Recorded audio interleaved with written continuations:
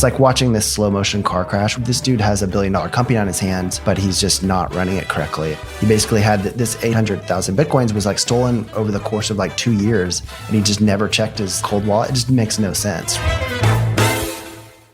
If you run a business and are looking for space, we're talking 2 of you needing a couple of desks to hundreds of you needing a stunning new office.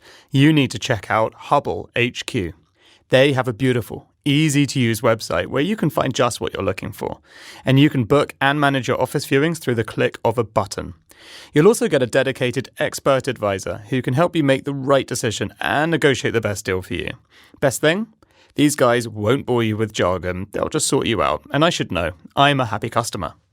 Whether your thing is stunning views or fridges full of free booze, you'll find it on Hubble HQ. So go to hubblehq.com/secret leaders to find your perfect office today.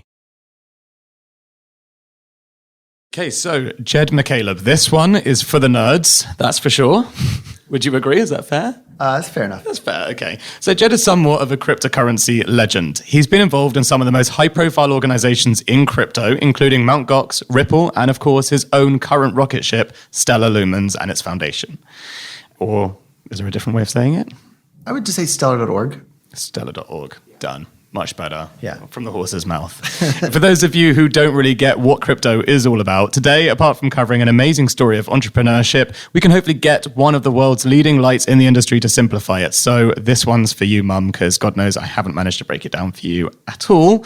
And no matter how hard I try, you still don't get it. So this is the Mum test for you, Jed. Before all his crypto success, Jed was the co-founder of peer-to-peer eDonkey.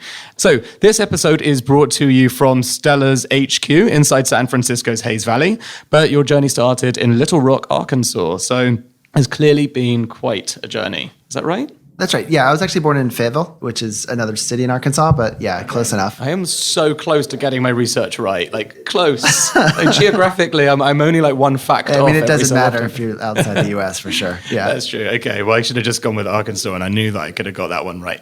Okay, so firstly, welcome to the show, Jed. Yeah, thanks so much for having me. And a quick fire round just to get us started. So crypto or surfing?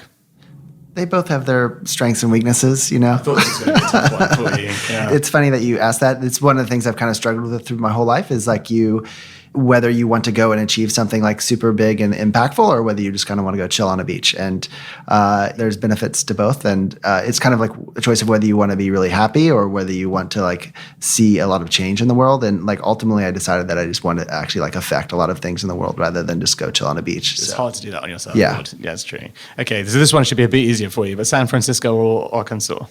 Well, I definitely like living in San Francisco much better. Arkansas is a great place to grow up, but there's not a lot going on there when you go back. Yeah. So. Okay, fair enough. And cats or dogs or neither?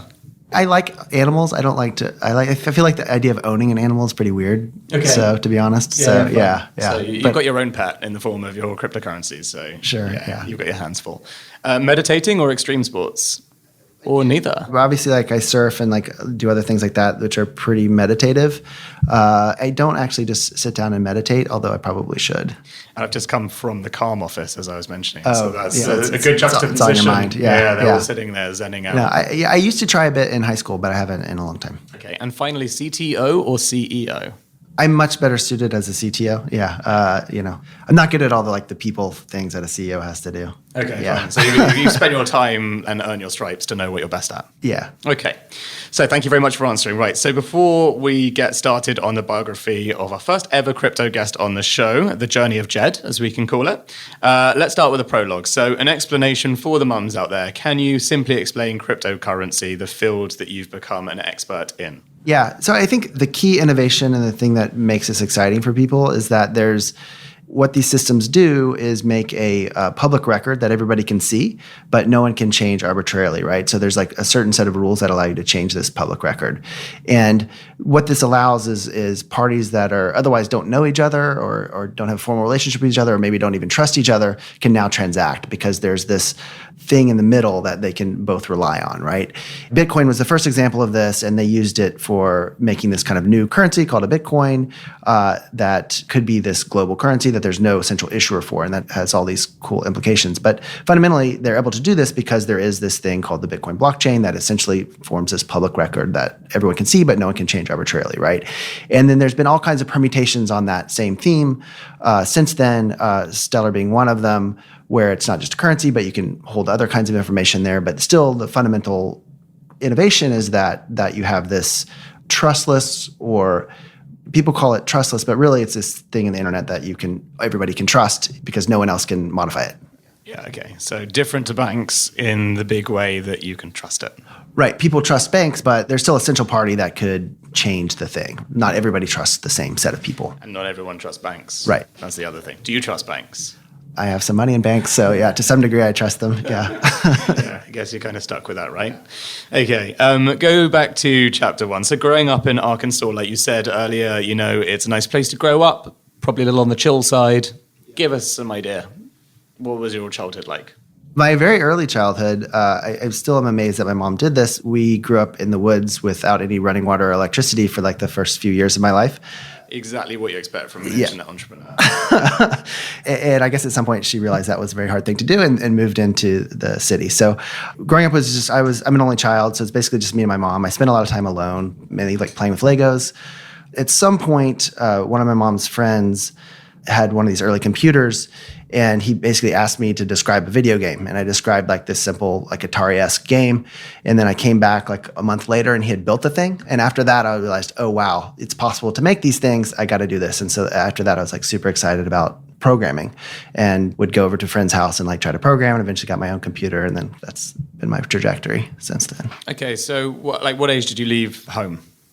Was that to go to Berkeley? Yeah, to go to 18 when I went to school. Okay, fine. So you're 18, you've gone to UC Berkeley, and then you dropped out after a year? A semester and a half. A semester and a half. Okay, yeah, so nice and early. Yeah. What was it that made you realize it definitely wasn't for you? I mean, obviously that's pretty normal around here. Like most of your heroes, I'm sure, all dropped out. But yeah, I had gone originally for physics, and I realized I didn't want to be a physicist. I already knew how to program, like I mentioned. And so I was like, well, I can just go do this, right? So in retrospect, I actually think it was kind of a mistake. I think the important part of school is not what they're teaching you per se, but just being around a lot of other smart people and like having that network and like being able to grow from that. So I kind of missed a lot of that. Luckily, some of my best friends from high school also went to really good schools, so I just kind of moved where they were and ended up having that same environment. But I could imagine a scenario where I just went back to Arkansas and kind of floundered. But where did they go? Did they all go to San Francisco afterwards? No, most of my friends are on the East Coast. So I spent a lot of time after I left Berkeley. I moved around a bunch. I came back here during the first .com. Then I spent a lot of time on the East Coast, like Boston and then New York. Okay. So was eDonkey your first venture after you left university? No, I did a bunch of other things. So I when I left university, the internet was just getting started. It wasn't really a big thing yet. I did some kind of like ill-fated projects with, my friends, and this thing called Watson Software, which is this crazy thing for stockbrokers that, I don't know. Anyway, but it didn't work. And then I made some games and things like this. Eventually, I ended up making eDonkey. But that was, I left school in probably 95, and that wasn't until like 99. So okay, fine. So you'd had like 4 years in the wilderness trying to build stuff, yeah. Not sure if it was going to work. So you'd gone through like the ups and downs. Yeah, mainly downs. So that was all downs. But yeah, okay. But it was fun. It was a lot of experience. So. Where did you move to for eDonkey? Was that on the East Coast? I started it when I was living in San Francisco. That was like 98, 99. Yeah, then I moved to New York in 2001. Okay. And where did the name come from? What was that all about? So at that time, Napster was super popular, and like all these file sharing things were showing up in the New York Times and other renowned publications. When I was looking for a domain name, one of these sites I was putting in something, and they just were suggesting things, and they would always just stick an E or 2000 on the end of it. And I was like, well, this would be funny if this name ever shows up in the New York Times. So did it show up in the New York Times? It did eventually, yeah. Oh, yes. So I got my wish. Very good. Okay, so tell us a little bit about eDonkey. So you've now got a history of rocket ships, so much so that your icon for Stellar is a rocket ship. Do you consider this a rocket ship? Is that how it felt at the time after 4 failures? You started this in 2000, right? And then in 99. In 99, okay. Like I said, I'm almost exactly right. It's not your fault. It's the internet. It says it wrong. So. Okay. Well, obviously we will correct the internet. Yeah. So you started in 99, and Was it by 2004 it had really blown up? Yeah, I mean, I don't think it was ever the most popular by people. It was the most popular by bandwidth because it was really good for large files. So, yeah, but no, pretty like quickly. An early WeTransfer. Yeah, so pretty quickly, even when I was in San Francisco, like a few months after I launched it, it had already gotten popular, and it was pretty clear that it was going to be a thing. It was time to start hiring people, so I moved to New York to do that rather than stay here in the Bay Area. So, and is that just because you found it too competitive here? It was just more personal. I was like tired of living in San Francisco. My friends were all living in New York, so I was also like 23 or something. It's more fun to be there. Yeah. So yeah. Okay. There's actually women in New York. Yeah. This is the unsaid especially point. Back then in '99 there was like 0 women. Okay, fine. And now there's 1. Yeah. No, okay. Yes. So talk to us about eDonkey. Like, do you look back and reflect on it at all, or is it just so long ago that you're like, well, I mean, it was just like a thing and a passing moment? Yeah. No, I mean, every once in a while, I think back to it. It was a fun time. It was a really cool problem to solve.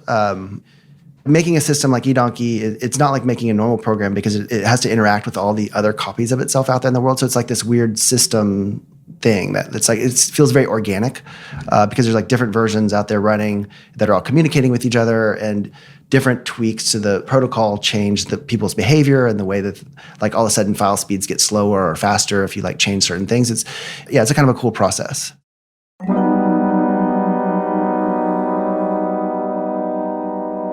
How do some of the world's sharpest minds start their day? By putting their brain first. And it's not just our secret leaders who kick off every day with heights. From Stephen Fry to best-selling author and fellow podcaster Dr. Rangan Chatterjee, who give us rave reviews. So if you care about your brain's health and cognitive potential, think heights. Listeners can get 25% off their first month with the code LEADERSHEIGHTS at www.yourheights.com. Moving on after eDonkey, right? So this is now when 2004, 2005. Like, why did it stop? We shut it down in 2005 or 6. And what was the reason behind that? Eventually, there was a Supreme Court case, Grokster case, deciding like kind of the legality of peer-to-peer file sharing stuff. And after that, then the recording industry like sent us a cease and desist letter, like, and we're like, we were going to start coming after us.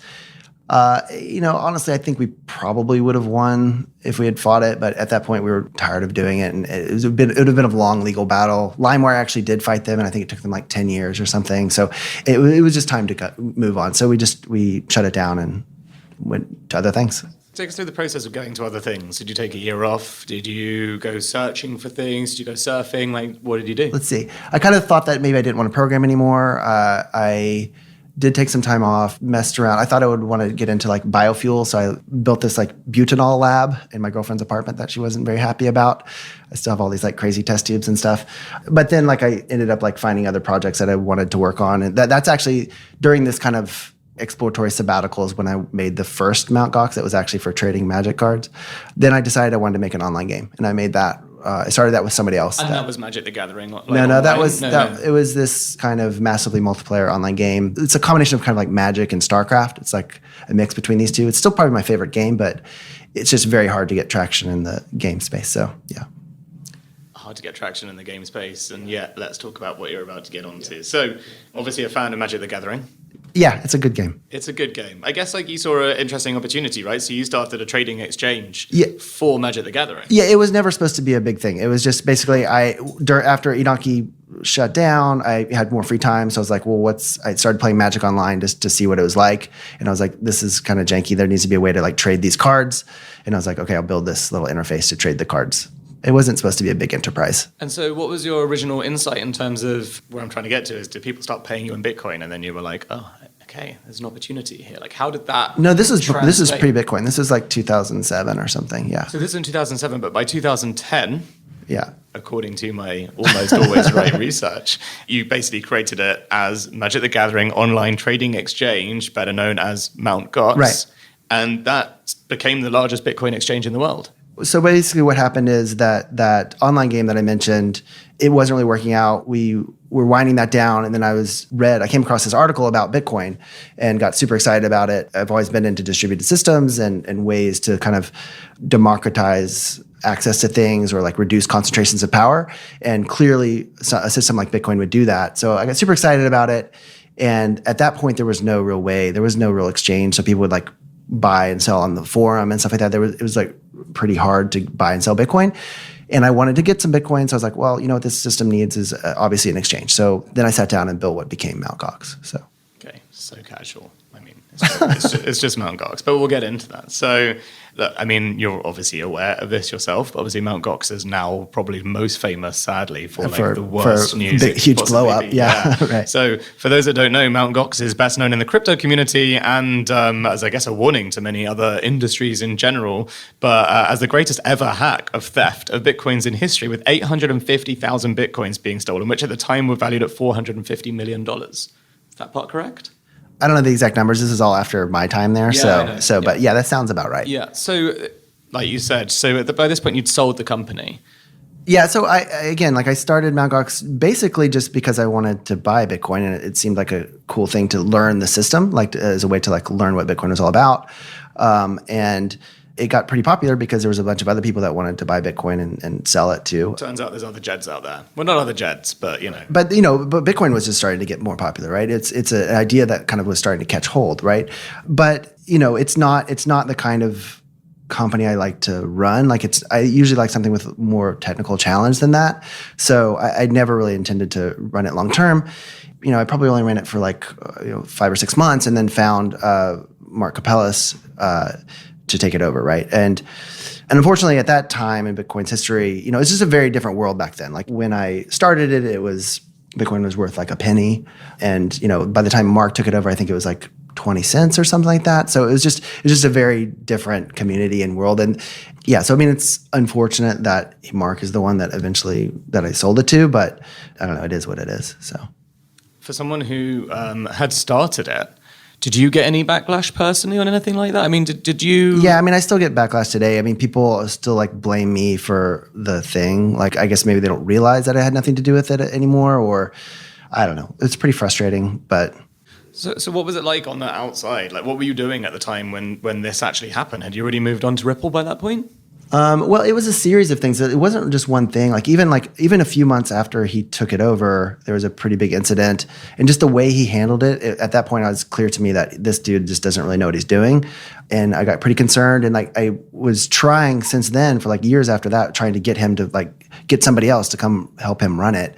He was just very hard to deal with and would never listen to my advice or anything. So it was just super frustrating to watch it. It's like watching this slow motion car crash where I'm this dude has $1 billion company on his hands, but he's just not running it correctly. And the way he did run it was even worse than what I was imagining. He basically had this 800 million or 800,000 Bitcoins was stolen from him over the course of 2 years. And he just never checked his cold wallet. It just makes no sense, So the whole thing was pretty frustrating. So, but what were you? So this is over a period of 2 years, like you say. So what were you doing after this then? So you've obviously got your bug by this point. You're I love this industry. I can't stop thinking about it. So what was the next thing? Yeah. So after that, I think Bitcoin's this awesome innovation and this really cool idea, but the mining process has always been kind of a thorn in my side for it. It's it seems like a pretty fundamental issue, right? Basically with Bitcoin, it takes literally billions of dollars a year to secure the network, and this seems unnecessary to me. So basically, after I sold Mt. Gox, I started thinking of other ways to solve this same kind of consensus problem that Bitcoin is trying to solve. So essentially Bitcoin's innovation is it solves what's called the double spend problem. You can have this digital representation of value, and you have a way of knowing that you've sent it to this one person, so you won't send it to the same person again or a different person again, right? Nobody really knew how to solve this problem prior to Bitcoin, but once Bitcoin solved it, it got people thinking, well, hey, maybe there are other ways to solve this same consensus issue, and that kind of led to the design of what became Ripple. So. Let's go through Ripple then, because that's become one of the largest cryptocurrencies in the world. You started it with a few other people, as I understand it? Well, I started it by myself. I brought on a few other people that were in kind of going to Bitcoin meetups there. So David Schwartz and Arthur Brito joined me pretty early. Basically, I had the idea, and I was I didn't really want to program it, so I brought some people on to help me work on it. And then we were kind of going for maybe 6 months, and then in parallel to this, I was I'm usually on the technical side of things, and usually bring in someone to help be CEO. So I started looking for someone to do that. I eventually found Chris Larson, who came in, and then we actually like incorporated and got started. How did the first year or so go then? I mean, you talked about the first 6 months you went out to raise institutional funding, or how did you really get off the ground with it? The initial like seed money came from two people in the Bitcoin world. And then once Chris came on board, we went to just normal VCs and raised money. We didn't raise a huge round right off the bat. It was at that point, people didn't truly know what to make of cryptocurrency. It was very unclear what it was going to do. Can you roughly remember how much you raised? I don't remember. It's probably not public either, but maybe 3 million or something like that, maybe less. So decent ROI very quickly for them eventually. Yeah, they all did pretty well. One of the unfortunate things is that, like, basically in working with Chris, the relationship was just not working out. He was not really the person I wanted to build a company with for like a variety of reasons. And, like there's like ethical differences and all this kind of stuff, but it just was very unpleasant to work with him. So we tried to work out various scenarios where, we actually tried to sell the company and all this kind of stuff, but things just eventually got untenable. So I said, okay, fine, you guys run it. I'm going to go do something else. So I kind of left it in their hands. So what was the focus for Ripple for our listeners? Because I mean, I'm leading you on to the story of Stellar, obviously. Yeah. But they, as I understand it, they had a specific banking B2B focus, and obviously Stellar is the exact opposite, it's the B2C focus. Yeah. But can you just give us a bit of an idea about like the key insights there and where you saw the opportunity that led you on to Stellar at the point where you left? I didn't leave Ripple and immediately start Stellar. I took about 9 months or a year off. Probably I was wanting to do something completely different, but the idea is just still so compelling, and I just didn't feel like Ripple was really executing very well on it. And I realized a few things in like setting up Ripple that we needed to do differently. Namely, like I think a technology like this really needs to be set in a nonprofit, in the same way that if you imagine the internet created by a for-profit company, we would just be in a different world. It probably maybe wouldn't have gotten traction, right? Like it needs to be this open, neutral thing that everyone can kind of participate in. So when we set up Stellar Development Foundation, we set it up as a nonprofit. The other big thing is that with both of these systems, all the currency, all the coins exist in the first place, like right when the network starts. So one of the big mandates of SDF is that it has to distribute the vast majority of the lumens to the world in various ways, right? And it's important because you can't really guarantee this at the network level. Like Bitcoin, like the distribution is tied in with the mining process. So you know that the coins are going to get out there in a certain way. So we kind of did the next best thing, is like kind of guarantee it at the legal level, where there's no one that can really abscond with these things. That there's nothing you can do but give them out, and you're kind of beholden to give them out because it's in the charter of the thing, right? So that's what we did. And I think that's pretty important as well, just because if you're trying to build this new financial system and then all of a sudden there's one company that owns like 90% of the wealth from the thing, it's just bizarre, right? So I think it's critical that you kind of spread this around. Like ideally, we'd give some to every single person on the planet. I mean, that's hard to do in practice, but we're trying to do approximations of that essentially. That's like as you've explained very eloquently yourself, like so different to how Ripple's been created. Do you ever like go back and talk to them about, they've become, is it the fourth biggest cryptocurrency in the world? I think they're second now. I mean, it depends on how you evaluate these things, but I think they're second now. Today. Yeah. Today. So, yeah, good point. They weren't yesterday. That's right. how crazy No, they weren't this yesterday. is. Yeah. And they might not be when this comes out, who knows? Do you look at that and just think that that's almost in a way like fundamentally like it's something to be incredibly proud of and really galling all at the same time? It's not galling to me. I really don't spend that much time thinking about Ripple. I mean, I think ultimately all this stuff in the middle is basically, this world is so chaotic right now in the cryptocurrency world, and these things are going up and down and no one really knows what they are. Like people put billions of dollars into these protocols that absolutely do not work. So like all this stuff is going to get shaken out over the next 5 years. And I just think what's on the list now just doesn't even matter for the long term. So few of these projects work technically. Actually, like if you were a computer scientist and you went through there and tried to say like, does this thing actually work? You'd be shocked at like how few of them actually work, right? So to me, it's just like noise.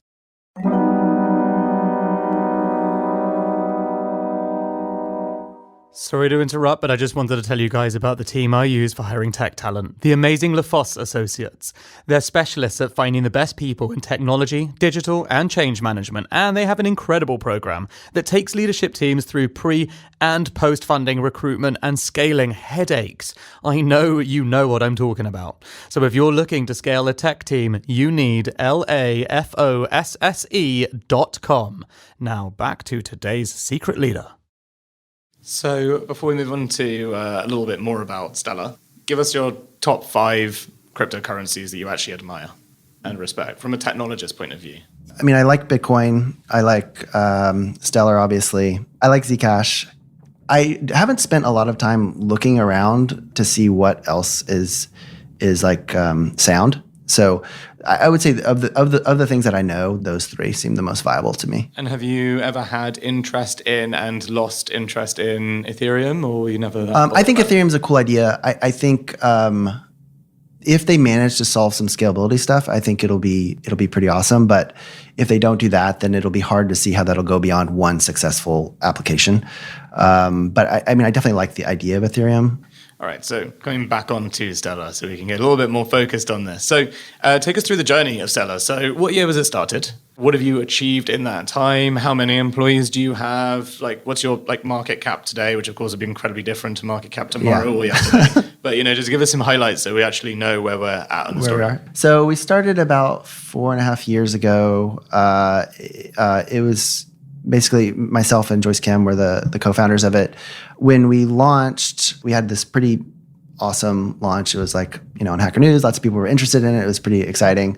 And we did kind of what I said originally, where we were starting to give away these small amounts of lumens to as many people as possible. So we were getting like 1 million signups a month, which is pretty exciting. We launched on the Ripple code base because it's open source. So we're like, this kind of system is what I want to work on, but I wanted to fix some of the governance issues and how they're distributing the coins and stuff like that. So we launched on their code base.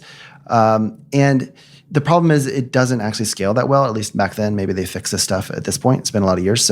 But back then I had like these huge scalability problems where once you had like millions of accounts, the nodes would get super, super slow and go out of sync and all this kind of stuff. And it just led to all these problems. So we kind of realized that this was just really untenable. And the consensus algorithm also has like some pretty fundamental problems.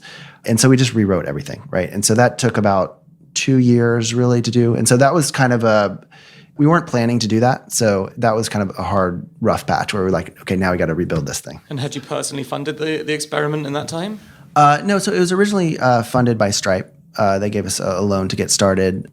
Patrick Collison, who is the CEO of Stripe, he's also very interested in cryptocurrency stuff. Obviously, they know payments really well, and they have this problem where they want to be able to like send money and receive money from all over the world. And that's just really hard to do in the way payments work today. So they can imagine a system where Stellar is prevalent, where like it would be much, much easier for them. So he's interested for that reasons and for a few others as well. So they gave us the original funding. Is that public, what the original funding was? 3 million, yeah. Oh, that was 3 million. Yeah. So we built a team, but expecting that we wouldn't have to rebuild everything, we kind of blew through that because that only gets you so far with it, especially here in Silicon Valley. It's 3 salaries. Yeah, it's about 3 salaries. Yeah. So it was also cryptocurrency itself was having the kind of this winter during this time. So it was kind of this dark period, but eventually we made it through and we made this really solid new network. And then we started going out there doing the other hard piece of work is like getting people on this network, right? Because all of these, and I think this is why, people have been talking about cryptocurrency for 8 years now, and we still haven't seen like wide adoption or like really that much use. And I think the reason why is because almost all of them depend on these pretty heavy network effects. Like they're only useful if like a bunch of other people are using them, right? And so before you get that, the network effects just really, really work against you. And it's really hard to break through that, right? And I think people underestimate like how challenging that is. And so then the year or so after we had the network live again, we just started to try to break those, right? So we did a lot of partnership activity in Africa and Southeast Asia. And eventually we started to get a little traction. We got a few like remittance companies, NTOs on the network. And then we kind of realized that there's a lot of basically every financial institution we would talk to needed like service and support. They needed like some like Red Hat type organization to like help them through this process, right? And that isn't really what SDF was set up to do. So we set up this kind of sister organization that could provide that, right? And we set that up as a for-profit. So that's called Lightyear. We set that up about a year ago. And since then, it's just become exponentially easier. Like each remittance partner that adds onto the network, it just becomes easier and easier to add the next because the network gets that much more compelling. So I think we're in a really good spot now. It's really exciting where I think we're about to go over this like tipping point where our like people are just going to start joining. So that's what we're pretty excited about right now. So that is a strong buy signal straight from the founder. Well, I don't know how what unusual. Yeah, you couldn't do that. You would never do that. But as someone who personally got into Stellar 2 years ago, I hope it is, for sure. So it's been a tough year in crypto. So let's talk about that. Like, what the fuck? It's crazy. Yeah, I mean... And not, of course. I mean, what was crazy was just before it. Yeah, I would say the crazy thing is the end of 2017. Like, that was crazy. Well, let's talk about all of it. So, there's one thing being someone who, on my side and my friends, because we work in tech, we all got in pretty early. Early for us, by the way, is like 2012, 2013. It's not early, but it's early for England. Sure. And the prices were very reasonable. And then it was easy to get extremely excited and to speak in... common folk talk and hodl, which is hold spelled incorrectly for those of you that don't know. But then, it just collapsed. And so it'd be great to hear about it from the inside. Like, what was your office vibes like for starters? Like, let's just talk about that. We really don't focus on the price that much. I mean, obviously you can't ignore it completely, but most people here are focused on the long term. They know that this is like a years long journey. Like, it's not going to be this thing where it goes up a ton and we just cash out or something like that. Like, it's going to take a while to make these things real, because we've always been focused on trying to make people actually use these things, and building a business just takes a long time. So definitely the rise up was awesome for us, because it just allowed us to do a lot more than what we were able to do. We were very cash constrained before, and now we have a lot more flexibility and can like hire a bunch more people and do a bunch of stuff. And it coming back down, it didn't really impact us, right? Because it's still just so much higher than what it was in like the beginning of 2017. So it's still, for anyone who's been in the world for a long time, we're still way positive than what it was before. So if anything, I think definitely some of the projects are just way overvalued still.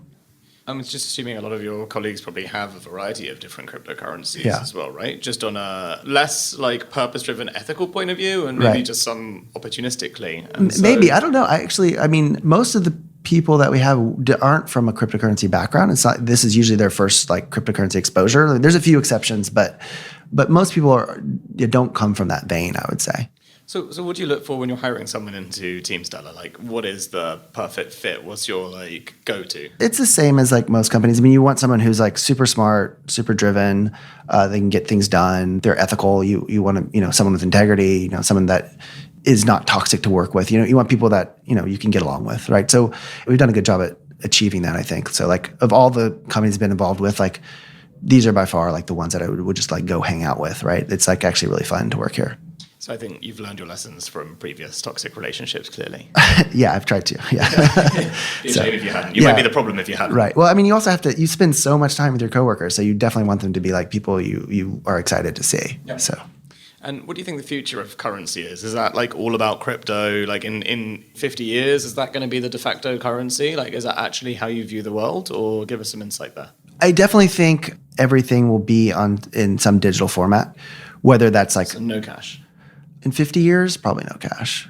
But yeah, I mean, but I don't know if like fiat will go away completely. I mean, I think there'll probably be like tokenized dollars that are just on some blockchain somewhere that are getting shuffled around, things like that, right? So I think it'll be a while before. I mean, people are pretty emotionally attached to money, so I think it'll be a while before it disappears completely. Yeah, I think you're probably quite right.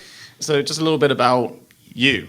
Yeah. So you've got 2 kids, and like, where do you live? You live in San Francisco with them. Like, how much time do you spend? Like, what is your like working day? What's a day like for Jed? Sure, I live in Berkeley with them. It's. Is that just to like rub some weird salt in your own wounds about leaving in the first semester? You're like, I'm now going to live there. I like Berkeley. There's a lot of plants. Yeah, it's very nice. It smells good. Yeah. For having kids, like it would be a little tough to raise kids in SF. How old are your kids? 9 and 8. Okay. And you got a boy and a girl, right? Yep. Cool. So yeah, what's a normal day like? It's not very exciting. Wake up, get on the BART, read on the BART, come here, and then leave. Yeah, it's pretty like normal. I mean, I do a lot of traveling, so that spices it up a little bit, but otherwise it's pretty like office worker kind of stuff. And you mentioned you don't meditate, but you do like, what else do you do for like downtime? Are you like 24/7? Like, what do you think about like work-life balance? So yeah, I mean, the first couple years of Stellar, it worked pretty nonstop, and it actually got pretty burned out. Worked like 16 hours a day, all this kind of stuff. It's just ridiculous. But now I'm trying to like take it a little more measured and like work a normal amount and like kind of shut down during the weekends and stuff like that. So it was just unsustainable.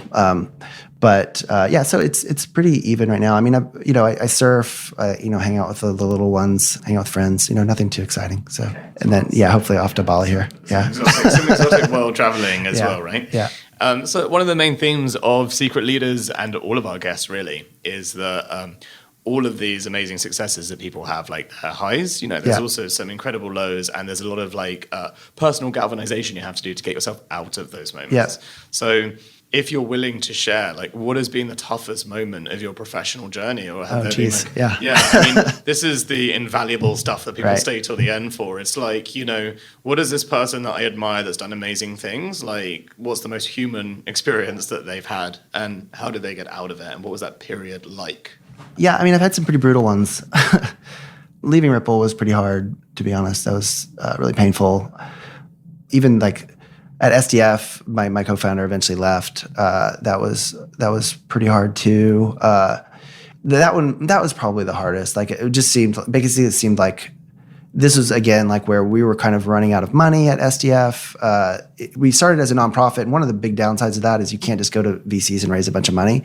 We had kind of misjudged and thought that we'd be able to get it from foundations and things like that, but that it ended up being pretty tough for a variety of reasons to raise from them. So the funding situation wasn't looking good. Morale was low because the network, we had to spend all this time to rebuild it. That was just a tough time. I mean, I don't know if there's any real secret. I just didn't give up. I was I'm just going to make this work. So yeah, you just kind of keep chugging along. I mean, I don't know if that's even good advice, because sometimes you do need to cut bait. There's definitely been projects of mine where I'm damn, I wish I had just stopped doing this a year earlier. But in this case, it just seemed whenever I would gut check myself and be am I making a huge mistake here? I would still do the same calculation for why this network makes sense, why this is the right time, why we have the right technology, why this will eventually turn around, essentially. And I kind of just knew if I would just stick it out, eventually it would turn around, right? So. And do you have mentors or advisors that help you through some of these moments? That's one of the awesome things about living in Silicon Valley is there's just so many people out here that'll help you and willing to talk to you. Greg Brockman, who's on our board, the former CTO of Stripe, I talked to a lot about this stuff. Keith Raboy, who's also on our board, Patrick, just lots of people that would lend an ear and kind of help me through. So yeah, there's tons of people. Okay, so support network is one of the main draws of Silicon Valley in general, right? Everyone is just super willing to help you. So it's pretty awesome. That's great. So, yeah. Okay, well, something more positive. Yeah.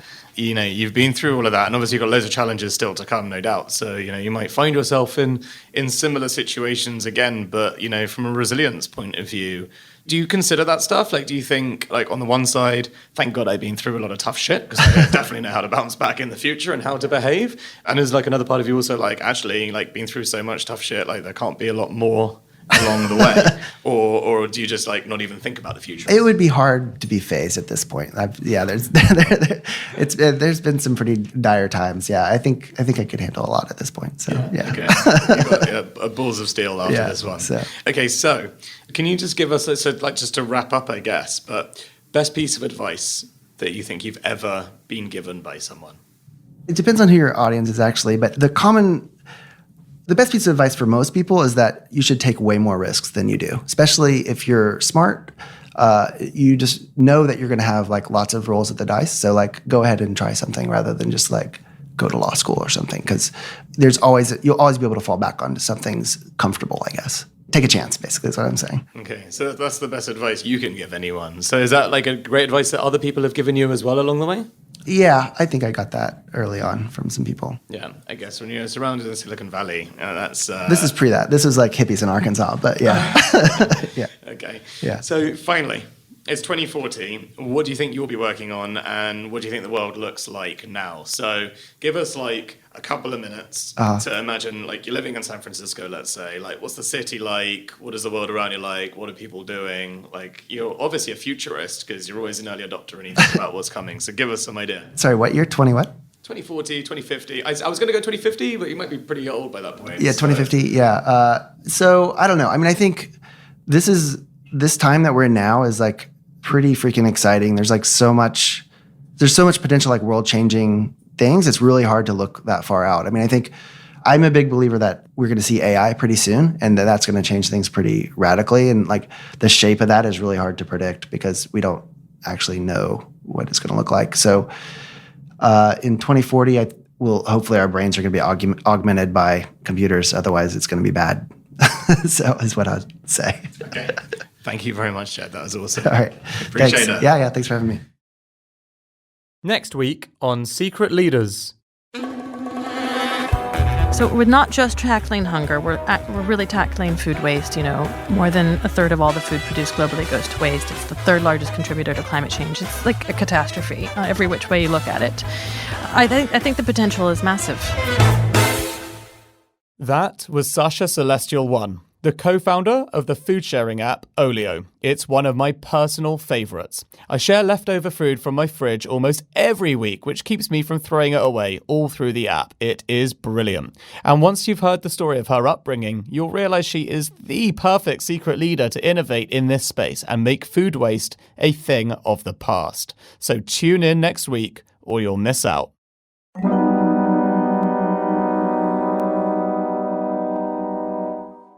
We hope you enjoyed this episode. It was brought to you by your host, that's me, Dan Murray-Serter, producer Rich Martell, edited by Harry Morton of Lower Street Media, and if you've heard this, it'll probably have something to do with Jennifer Osman in Canada.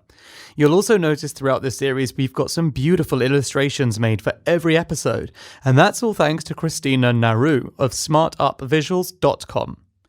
You can check out show notes, transcripts, and our upcoming Secret Leaders live events on secretleaders.com. If you haven't yet, hit subscribe on whatever media player you use. Just follow us at Secret Leaders on Instagram or at Secret Leaders 1 on Twitter. And tell just one friend about how frickin' awesome this episode is. If you want to go the extra mile, I'm at Dan Murray-Serter on Instagram, Twitter, and LinkedIn. And we'd love to see you take some screenshots of the episode you're listening to, episode you're listening to, episode you're listening to, episode you're listening to, episode you're listening